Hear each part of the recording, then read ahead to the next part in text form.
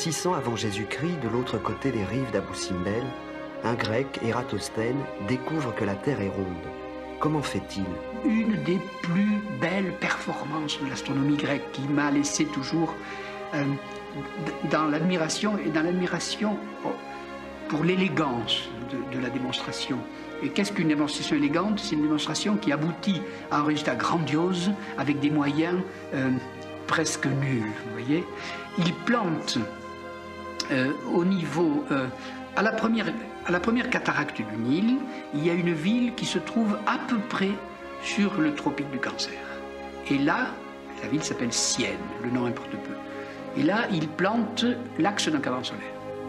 Puis, il plante un autre cadran solaire à Alexandrie. D'accord? Et il attend midi, le jour du solstice d'été. C'est aussi simple que ça. Et alors, à midi, le cadran solaire ne fait pas d'ombre du tout. L'ombre est nulle. C'est-à-dire l'ombre la plus courte est si courte qu'elle est nulle.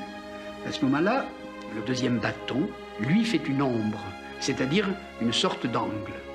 Pas d'ombre au solstice d'été sous le tropique du Cancer, il est midi, une ombre à Alexandrie. Donc la Terre est ronde, la courbure est vue, la courbure de la Terre est vue, et la courbure du méridien est à la fois mesurée et observée.